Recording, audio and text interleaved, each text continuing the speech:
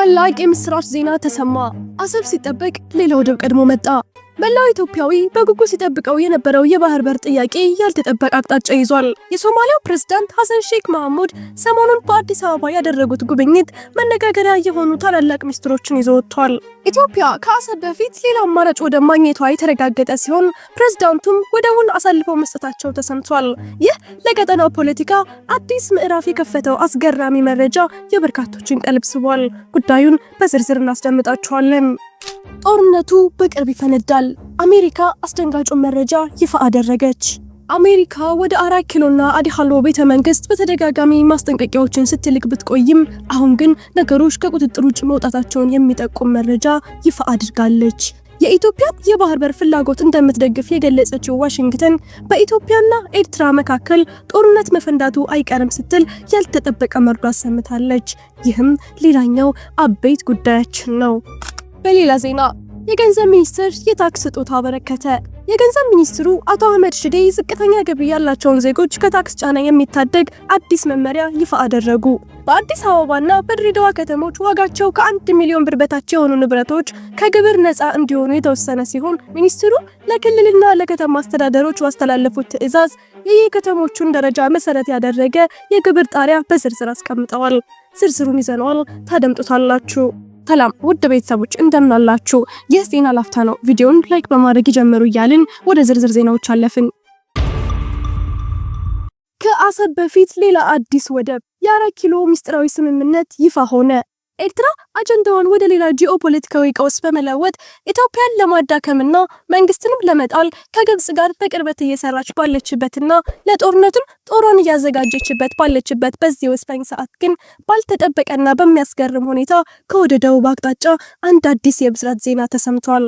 የመላው ቀጠናውን የኃይል ሚዛን የሚቀይር መረጃ ከሞቃዲሾ ወደ አዲስ አበባ ፈሷል። የሶማሊያው ፕሬዝዳንት ሐሰን ሼክ መሐሙድ ለኢትዮጵያ አዲስ የወደብ በር መስጠታቸውን ይፋ አድርገዋል። ይህ ዜና መደመጥ እንደጀመረ ብዙዎች በግርምት ቆመዋል። ኢትዮጵያ ከአሰብ በፊት ሌላ አዲስ ወደብ ስለማግኘቷ በይፋ መረጋገጡ የተነገረ ሲሆን ይህ ሚስጥራዊ መረጃ ይፋ የተደረገው ፕሬዝዳንቱ በድንገት አዲስ አበባ ገብተው በ4 ኪሎ ብሔራዊ ቤተ መንግስት ውስጥ ካደረጉት ዝግ ውይይት በኋላ እንደሆነ ታውቋል።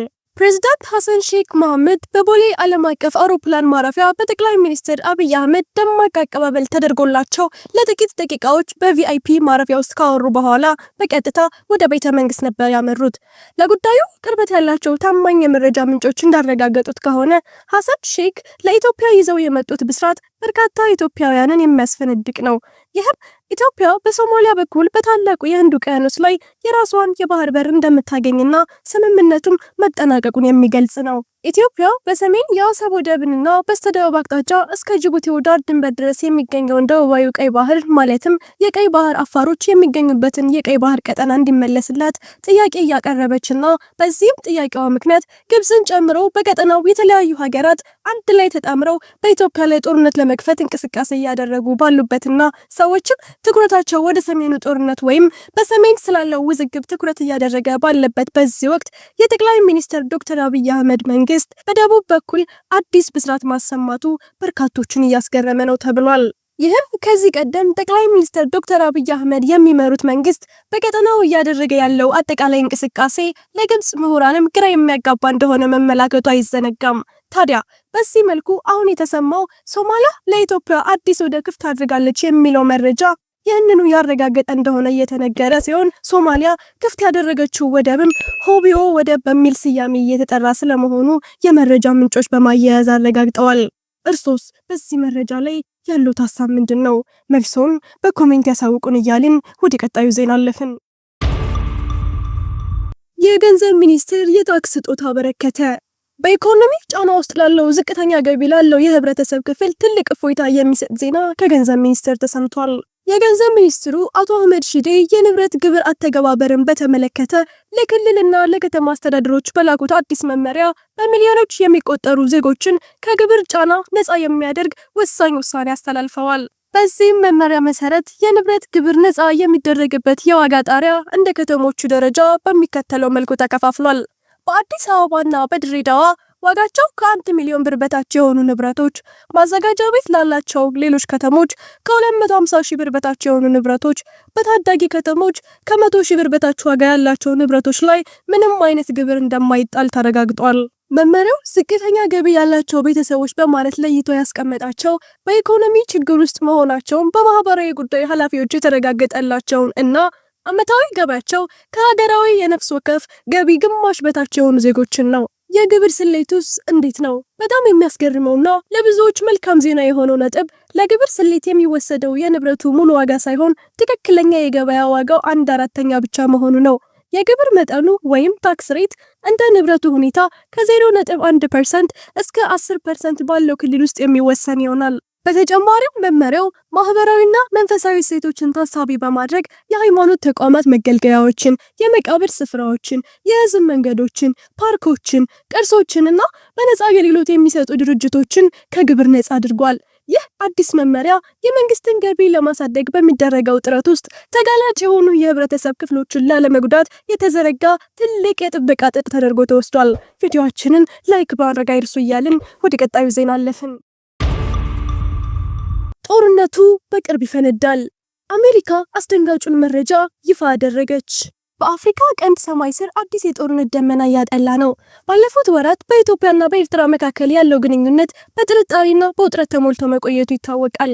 አሜሪካ ደጋግማ ወደ 4 ኪሎም ሆነ ወደ አዲሃሎ ቤተ መንግስት የማስጠንቀቂያ ደብዳቤዎችንና ተደጋጋሚ ማሳሰቢያዎችን ስትልክ ብትቆይም አሁን ግን ነገሮች ከቁጥጥር ውጭ መውጣታቸውን የሚጠቁም እጅግ አስደንጋጭ መረጃ ይፋ አድርጋለች።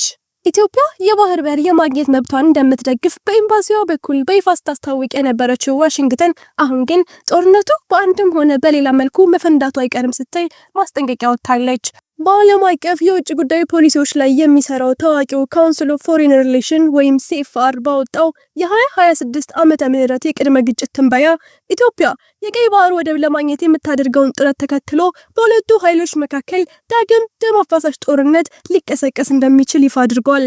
በ2025 በተደረገው ጥናት 8 የግጭት አዝማሚያ ያለባቸው አካባቢዎች መገምገማቸው በሪፖርቱ የተመለከተ ሲሆን በሩሲያና ዩክሬን መካከል ያለው ሁኔታ ሲገመገም የሁለቱን ሀገራት መሰረተ ልማት አሁን ካለው ይበልጥ የሚያወድም ሁኔታ እንደሚኖር ሪፖርቱ ጠቁሟል። በኢራን እና በእስራኤል መካከል ዳግም ፍጥጫ ሊኖር እንደሚችል የጠቆመው ሪፖርቱ በሰኔ ወር 2025 በሁለቱ ሀገራት መካከል ተነስቶ የነበረው የ12 ቀናት ጦርነት አሁንም ሊያገረሽ እንደሚችል ነው የገለጸው። የሱዳንና ሶማሊያን ሁኔታን በሚመለከት አሁን ላይ እየተፈጸሙ ያሉ ጥቃቶች መጠን ሊጨምር እንደሚችል እንዲሁም አሜሪካ ለሶማሊያ የምታደርገውን የጸጥታና ደህንነት ድጋፍ ልታቋርጥ እንደምትችል ጠቁሟል። የተባበሩት መንግስታት ድርጅት ዋና ጸሐፊ አንቶኒዮ ጉተሬዥ የአልጀርስ ስምምነት 25ኛ ዓመትን አስመልክቶ ባስተላለፉት መልእክት በኢትዮጵያና በኤርትራ መካከል ያለው ውጥረት ዳግም ማገርሸቱ በቀጠናው ለሽብር ጥቃቶች መጨመር ምክንያት ሊሆን እንደሚችል አስጠንቅቀዋል። ዋና ጸሐፊው ሁለቱ ሀገራት ወቅታዊውን ውጥረት በአልጀርስ ስምምነት ማዕቀፍ እንዲያቀዘቅዙ አሳስበዋል።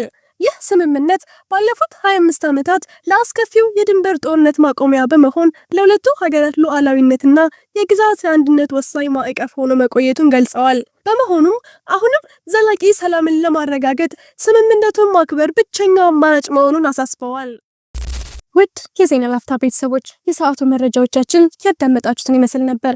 ስለተከታተላችሁን እያመሰገንን ቻናላችንን ሰብስክራይብ በማድረግ ቤተሰብ እንድትሆኑ እየጋበዝን በዚሁ ተሰናበትን። ጤና ይስጥልን።